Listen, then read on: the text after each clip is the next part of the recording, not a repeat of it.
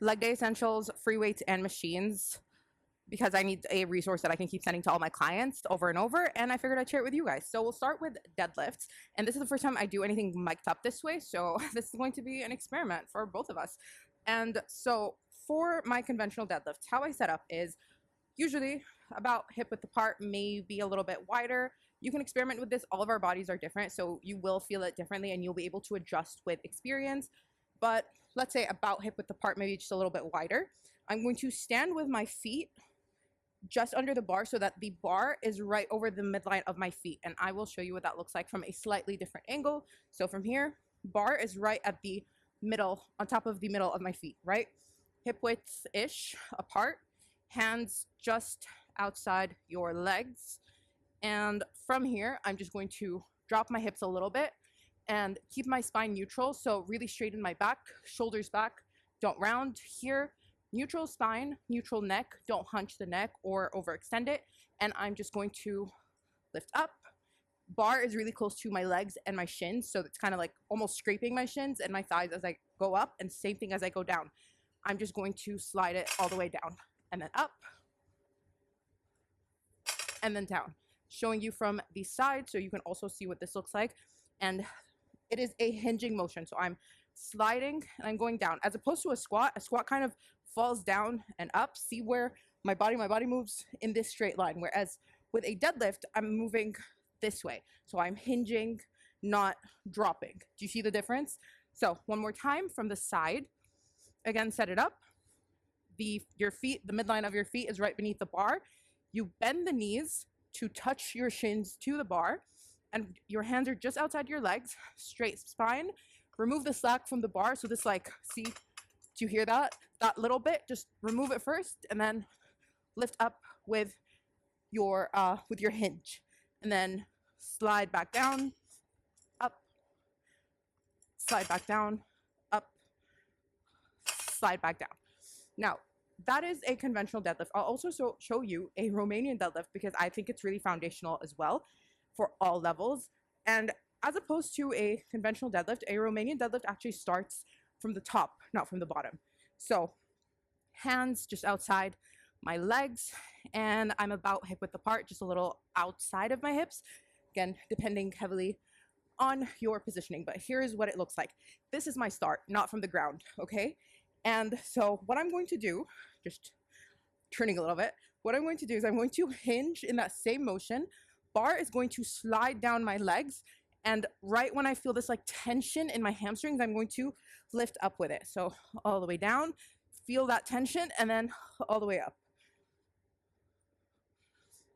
Okay, again, neutral spine, and you can always try these motions without even touching the barbell. So you can, it's really hot, I'm sweating like crazy, I'm sorry, but you can play around with the motion and just practice this hinge by putting your hands on your thighs and just kind of feeling all the way down. And then once you feel this kind of like tension, it's kind of like a snapping, it's like your legs just want to go like that, it's kind of like a spring, then this, you know, is your limit, right? So that's how far we want to push our hips back. Any further, it's kind of overkill. So all the way down, feel that snap, and then all the way up. And again, notice how my hands are touching my legs at all times. They're not here. Once you're here, you'll start loading your low back a lot more. A few extra cues for your deadlifts and for most of your lifts, but particularly right now your deadlifts. Engage your core. So what I want to do is I want to brace my core. Kind of like, you know how people tell you, think of it as someone is like punching you? Kinda. Like once, like right before someone's about to punch you, you go like, right, to like hold it so that you don't let them hurt you. It's kind of the same thing. Just imagine this kind of like solidifying. So you're bracing your core.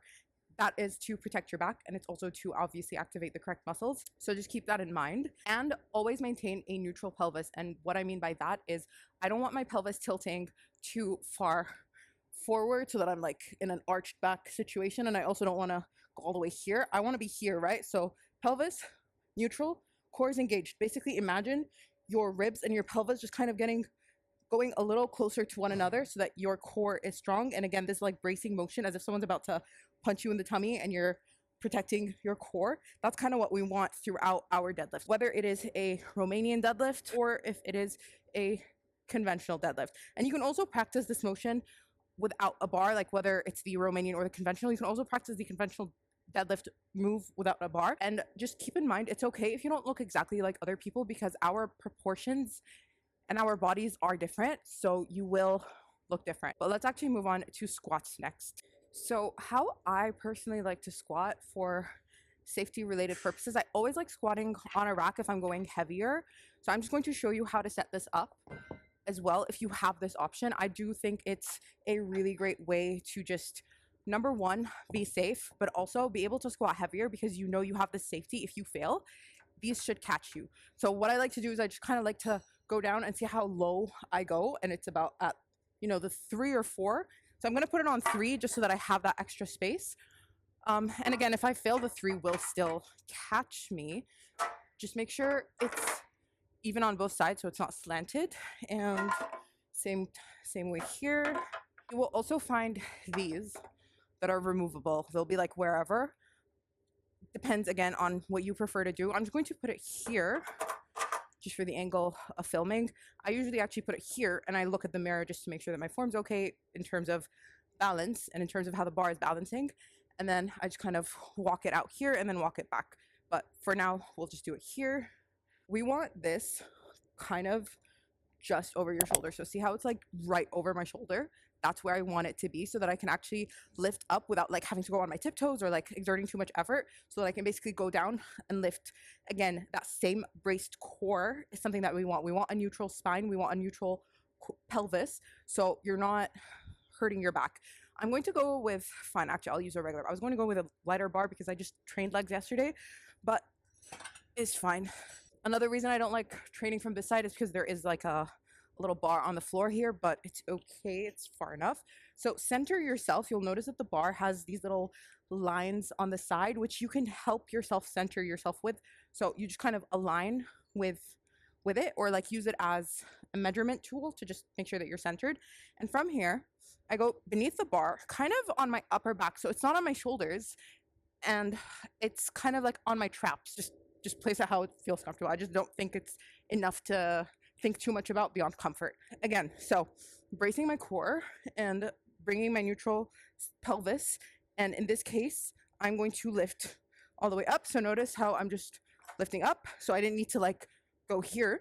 I just take one step forward with both feet and I just drop down. And notice how I'm actually going to go a little back so you can see. But notice how if I fail my squat for whatever reason, I can just drop it and I'll be safe. So I could go this low, but if you have knee or hip issues or limitations, sometimes with a heavier weight I can't go this low. Maybe you're just here, maybe you're just here, depending on what your body's capable of. That is fine. And much like with the deadlift, play around with the motion before you even touch a weight. These are also removable, and I just like removing them so that I don't hurt myself when I'm squatting or like moving around. But much like the deadlift, your foot positioning is going to be a little bit wider than hip width apart, but please play around with it. Some people like going a little narrower, some people like going wider, some people take it all the way into a sumo squat. It will depend on your body, your abilities, your limitations. If you have any sort of pain when you squat, that's another issue on its own. But just outside of hip width apart is where I'll take it. You can again angle your feet a little wider out, if anything wider than the deadlift, or you can point them forward. Play around with it. Again, it is super individualized and our bodies perform differently, and depending on the length of your legs and like your femur, etc., it will all look a little bit different. But just as a general-ish average, a little wider than hip width apart, and instead of the deadlift where I hinge forward, I am actually going to keep my chest up and I am going to drop down, okay? And then lift all the way up. And you can just stay here if this is comfortable for you. You can always just like stay here if this is challenging enough. Or you can have the bar on your back, which is called the back squat, like we just did. Or you can have a goblet squat, which I'll show you, or a box squat. There are other variations, but I'm just keeping it basic. There is a box right here, so I'm just going to show you that. Okay, so if you choose to use the box squat variation. Here's a box, you can use a bench, you can play around with the height of the box. Obviously the higher up the easier it will be, and the less the range of motion that you're actually traveling through will be. But same form or same setup, I'm just going to start here, and I'm going to just about touch the box. I'm not actually sitting on the box, I'm just tapping it and then going back up, tapping it, going back up, either without any weight, so just using body weight, or you can always again have a bar on your back or in another form. So the way that you put the weight on your body will be a little different, and it will not target different muscles, but prioritize or use more of certain muscles or focus more heavily on certain muscles. So with the back squat, you are targeting more of your glutes as opposed to something like a goblet squat where you're holding the bar or the weight, forward, or a front squat where you're holding it, but just forget the front squat for now. If you're just holding the weight here, it targets more of your glutes just because physics. And if you put it more on your back, then you are targeting more of your glutes. So I'm going to show you a goblet squat and how that looks like. And I'll also show you a straddle squat since we're going to use the same type of weight anyway, so might as well. Again, I trained legs yesterday, so we're just keeping it really light. So with a goblet squat, you have the weight right here. So with a goblet squat, you can actually go a little narrower with your stance. I like keeping my hip width apart, just a personal preference. So I'm standing hip width apart with my feet, and the goblet is right here. Again, keeping my chest up, I'm just going to drop, right? I'm going to lift up. So notice how it's different from, or rather, notice how I'm still putting my chest up in the same way that I was a back squat. So my chest is still up, right? Whether I'm here or here, chest is up. I'm not here like a deadlift. I'm here. And even when I have a heavy bar for my squat, even when I'm like right here and I'm really leaning forward, quote unquote, my chest is still up. If you notice, my chest is here. I'm never here because that way I will fall. So don't do that. So that was a goblet squat, right? Once again, just showing you really quick. The weight is right here, like a goblet. That's hence the name. And from here, I'm just going to drop, and I'm going to lift up. Drop, lift up, okay? As opposed to a straddle squat, where you are literally kind of like straddling the weight. So I just intertwine my fingers behind the little bar placement of the dumbbell. And these are really light weights, so you probably will have to go heavier, but I'm just demonstrating. So from here, I'm just going to, once again, drop and then up. And just because of the positioning of the dumbbell, or just because of the positioning of the weight, I will go a little wider with my feet just because there's literally a weight like right here, and otherwise it will like just hit my thigh going up. But again, different body types, different shapes, etc. You might not have to make that adjustment, but I do. So just letting you know that's why I did that. So go all the way down, all the way up, all the way down, all the way up. See, my chest is still open, or it's still up, and I'm still engaging my core to make sure that I'm not tilting and arching my back, and I'm still protecting my low back. Okay, so just a few quick notes on actually setting up the Smith machine. So you will, by time, be able to tell how far you need the bench to be. I'll show you how to determine that first, but then you'll just be able to kind of remember where it's placed every time, so you'll be able to place it faster. So just a few things. See this yellow thing right here? This is like a safety thing. So I put it all the way down because obviously we are dropping all the way down. But if you're using the Smith machine in general, this is kind of like, you know how when we were squatting, we had these like bars next to us? That's the equivalent of that, because it catches the bar. It basically stops the machine from dropping further, right? So I'm just going to drop them all the way down so that I can go all the way down, since that is the direction in which we're going. And I'll always use this on the bar just so that it pads where my hips go. But when I'm lifting heavier, I need a mat. So it's just like another little tip. If you want more padding, you can always take a mat and like fold it up, and you can put it like right here. I use it with this because the weight does get quite heavy and my bones hurt. So that's just a little tip. So how you want to position yourself is you want, see where your shoulder blades end. So like right here, just under your shoulder blades is kind of where you want to put the bench. So you're basically just right here. And before you even put a weight on or anything, you can just like play around with positioning and see how far you are and where you are. And what you want is you want the bar to basically land kind of in your hip creases more or less, so that you can do the same hinging motion that we did similar-ish to the deadlifts, but in this position. This is quite high, so I'm just gonna drop it so that I can actually reach it. I'll get you guys from the side. Okay, so the ends of your shoulder blades are just kind of going to hook right on top. See where your shoulder blades end? You'll be able to feel it. So it's kind of like the shoulder blades are hugging the edge of the bench in a way, and the this is right on my hip creases. Actually, I might also do it without a weight so you can see exactly where it is, because this is obviously blocking your view. But just from here, I'm just going to show you how to actually lift first, and then I'll show you the placement. But feet about hip width apart again, and you can play around with this. When I remove this, you'll be able to see my leg angle, but just for now, I'm just going to show you one thing. So see how my body is, once again, same as the deadlift, same as the squats. I'm kind of hugging my ribs in ever so slightly, and I want to maintain this. See?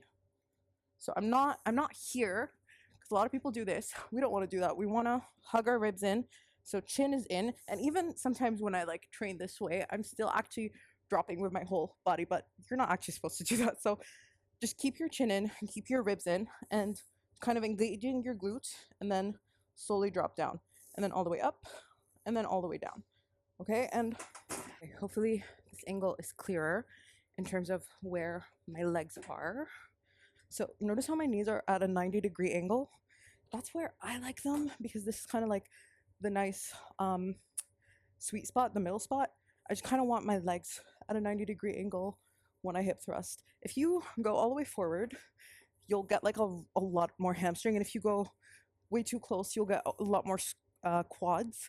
But for glutes and a nice general balance, go 90 degrees with your legs, and then drop, and then go all the way up. I'll show you from another angle, because this is kind of annoying to show with. See how they're literally just like, the bar is in my hip creases essentially, and again, shoulder blades just hugging the edge of the bench, and then lift up using your glutes. Again, your rib cage and or your ribs and your pelvis are kind of like going in close to one another, or they're trying to reach one another. So just embracing your core up, and then all the way down, and then up, and then all the way down, up, all the way down. Okay,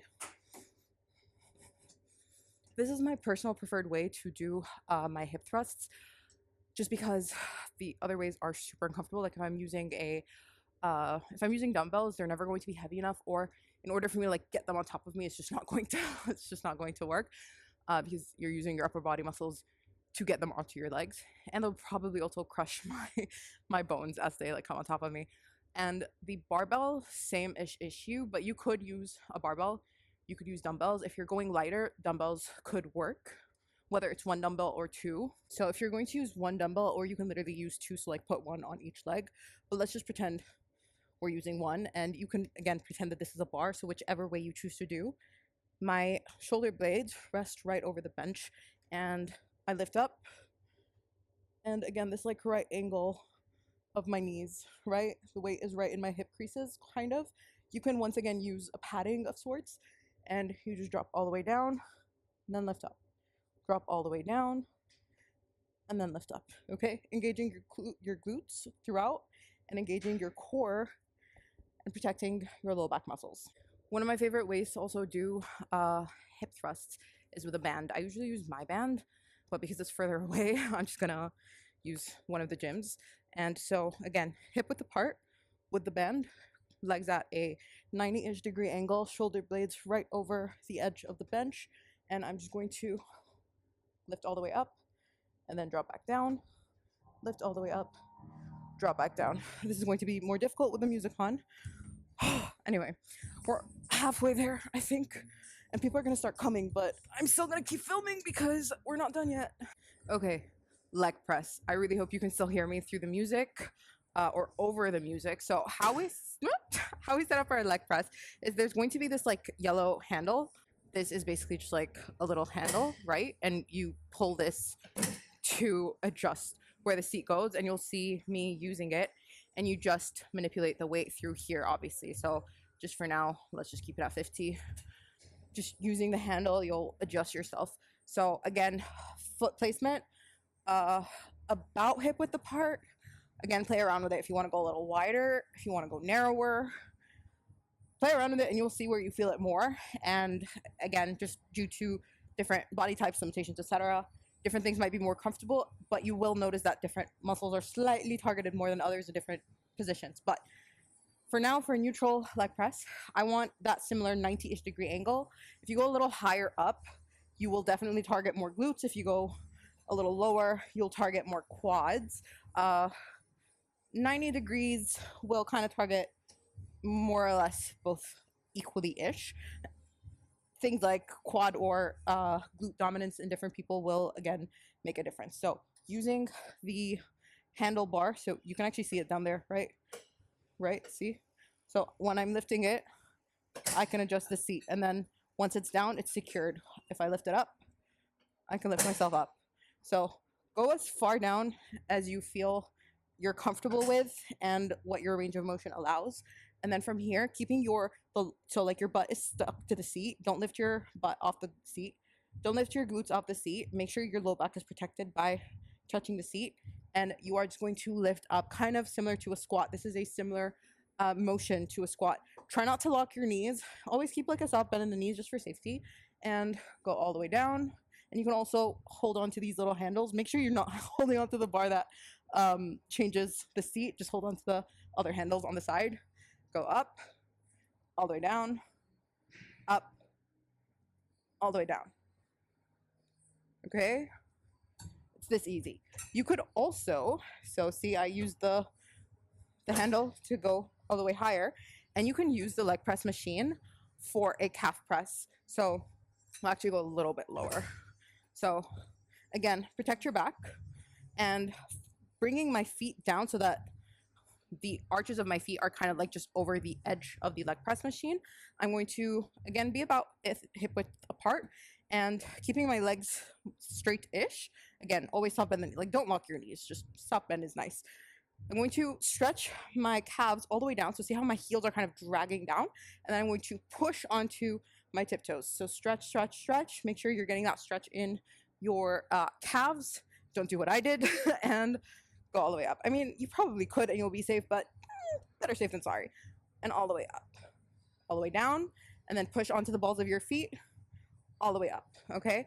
You could use a seated calf raise machine, which we do have, but this gives you more of a stretch in your calves, and the negative portion, the stretch portion of the movement or of a movement is kind of where we see more growth. So if you have a leg press, try this. You can still try the seated machines. They're not bad. You know what? I'll just show you the seated calf raise machine as well. So this is what it looks like. And see this? You're going to have to remove this. Obviously, every single machine at the gyms, depending on the brand and stuff, it will be different, but same principles-ish. See the placement of the arches of my feet? They're like right over this curve that's on the floor. And the orange knob is right here, and if you pull this, you can go higher or you can go lower with this, and it's just for knee height purposes. And right here is where you can put plates of weight, but just for demonstrations purposes, I'm going to just show it to you without weights. This does say that it starts with an 11.3 kg starting resistance, so always pay attention to the machines that you have. You might notice that some of them start with a weight already, so just keep that in mind. So in a machine like this one specifically, I need to lift my legs and then see this. If I try to drop down, it won't really drop very far, but I need to push this away because it's like a safety mechanism that stops it. And notice how then I can drop further down and then go all the way up, further down, and then go all the way up. And when I'm done, I put this back in place to hold it so that, you know, to end the workout and to also carry it. So safety and whatnot. Leg extension. So always pay attention, by the way. You'll notice that all your machines should have graphs like this where it basically tells you what it is, what the machine is. It'll have a name, and it will also tell you what muscles it targets, and it'll show you more or less the positioning. So if you pay attention, you'll see it tells you where this should go. It tells you where your knee should go as or in relation to the machine. For something like this leg extension, sorry, you're not going to see my top half, but this is just going to be easier to explain.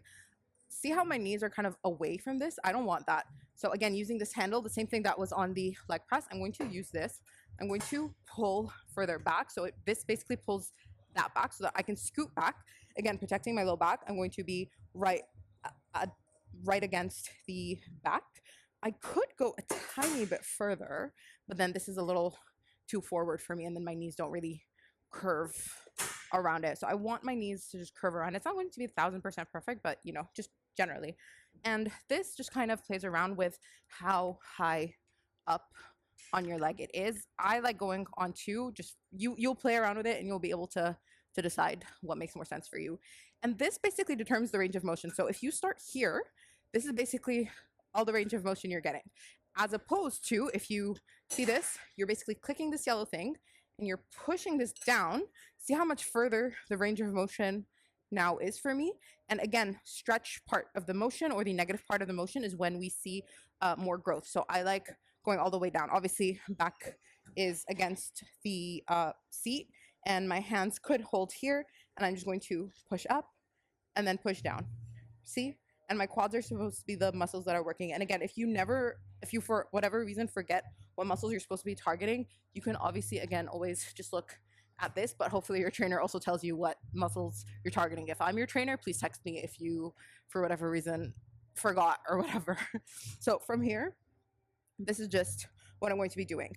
Another little tip is, if you start to go really heavy on this, like I do, I start to feel pain on my literal bones. So similar to what I do with the hip thrust, where I get a mat and I roll it up, or not roll, I fold it into like 3. So like mat 1, 2, and then, you know, 3 layers.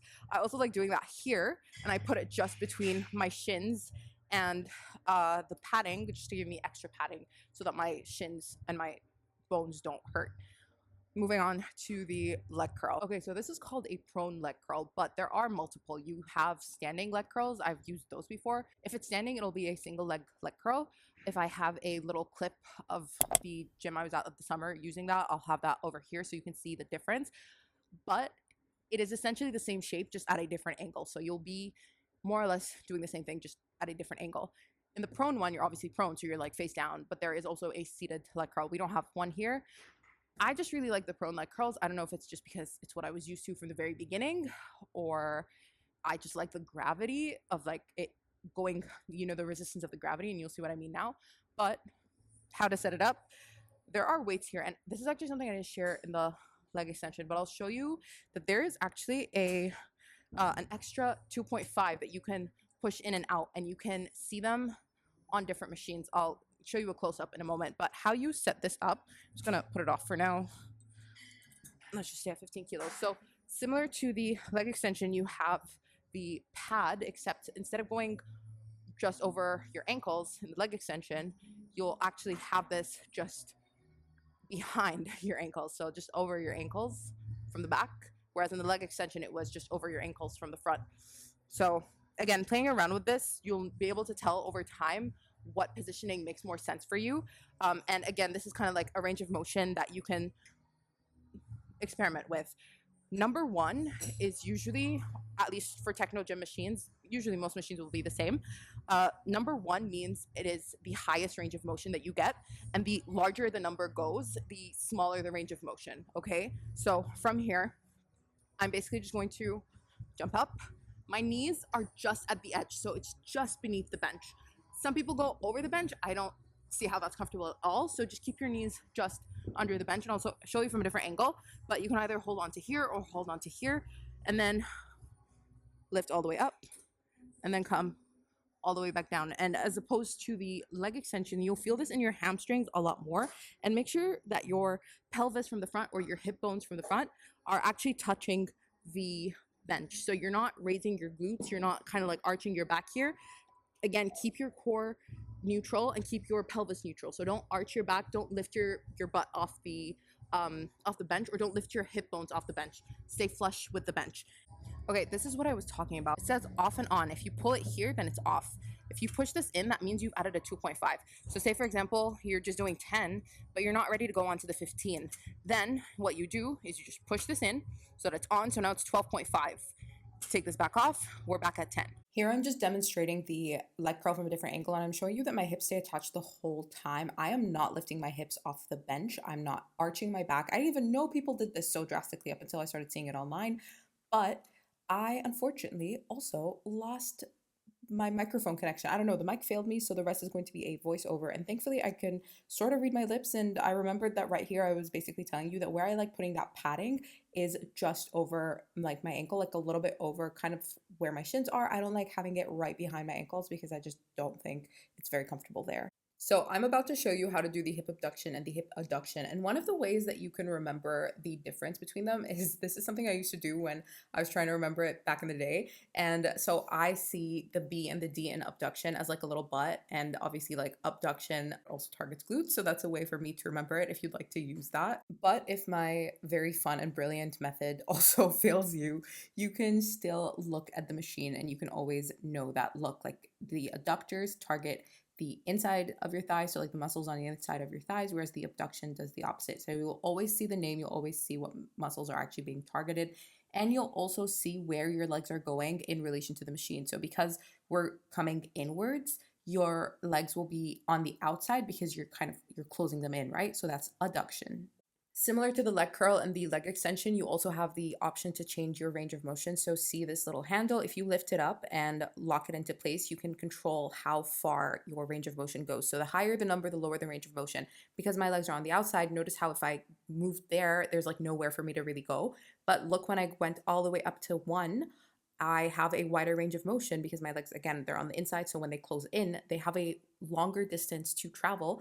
And therefore, I'm also stretching the muscle further and have a wider range of motion. And for a quick demonstration, this is what I mean. I just put my feet on whichever one makes more sense. Because I have longer legs, I put it on the lower one. If you're shorter, you might be able or need to put it on the higher one. And I actually like doing the hip adduction before the hip abduction because it opens up my hips and therefore allows for me to do a little bit better on the abduction. It just helps with a little bit of that stretch as well as the mobility of my hips. But all I'm doing is I'm just kind of bringing my thighs inwards and I'm adducting, literally bringing my limbs closer to the center line of my body. And therefore, I am working the muscles on the inside of my thighs. So I'm just opening up and closing. And as you can see, I now have a range of motion to actually go through. Whereas if I started from like a larger number and the pads were closer into one another, I wouldn't have been able to do this. And again, my back is flush with the literal back of the chair, and I can hold on to the handlebars if I would like to. Another purpose for that bar though is when you lift it, you can obviously then lift yourself off way easier because you're not, in that stretch position. And in the hip abduction machine, we have a similar concept, except it's the other way around. So the closer the pads inwards, the wider the range of motion, because the motion that we're performing is outwards, and therefore we'll have more space to travel if we start from a closer position inwards. And you can again use that lever to pull up and down. And the position of where you should place your back is widely argued. Some people like leaning all the way forward, some people go back, some people literally lift their legs and like go that way. I personally like going a little bit in between. Like you can do a bunch of things and they target slightly different angles. So you can play around with them and see what makes more sense and or follow what your trainer has asked you to do. Again, if I'm your trainer, I will have likely told you what the angle we want to target is and what to do with your back and where to position your torso. But for now, I will just demonstrate doing it with a slightly leaning forward position. And the reason I like doing that is because I get a deeper stretch in my glutes when I do that, and therefore I can target my glutes a little bit better. But again, doing it from different angles doesn't mean you're not targeting your glutes, it's just slightly different. And again, see how like I'm opening up with my hips. My hip adduction first has helped kind of stretch my hips so that I can abduct a little bit better. Does that make sense? So that is literally it. But play around with it, see what makes sense to you, and just go with also what your trainer has prescribed if you are training with someone. At this point, the gym was starting to get well and truly populated, and while I personally didn't mind filming with people around anymore, I think like we got enough. So I really considered doing things like kickbacks and maybe back extensions, but I think it might be a little difficult because I don't want to bother people when I'm filming. So maybe we can do that for a part 2. So let me know if that's something you're interested in, and let me know if you also want to see my mobility routine, because I have a really comprehensive mobility routine before my training, especially legs, because it really makes a world of difference whether or not I'm well mobilized. So let me know in the comments down below if either of these are something you'd like, whether it's mobility or a part 2 with even more exercises. And you can also follow along and subscribe so that you don't miss, and maybe even hit the bell icon so that you don't miss next week's episode, because we're going to target the upper body essentials. And if you have any questions, please let me know down below. And if you're interested in one-on-one online health coaching with me, you can also inquire about that from the link in the description box. But otherwise, I really hope you guys enjoyed this video. I actually really enjoyed making it. Like, I was worried that it would be, you know, a little daunting to film like this, but it was fun. This video is actually accompanying last week's video, which was a whole like wellness curriculum and guide. So you can watch that video if you're interested in starting your own wellness journey and just like wanting to learn about it, and maybe you're in your whole winter arc. And if you want even more wellness content from me, you're welcome to follow me on Instagram and TikTok, both under the name Hannah Madari, HANAMAR, the number 3 and an I, just like my channel name. There are more resources on there, so things like recipes and extra tips and stuff. And maybe even share this video with someone that you know who would also find it useful. Maybe they're starting their gym journey as well. But otherwise, if you enjoyed this video, I would really appreciate it if you liked and subscribed, and I will see you in the next one.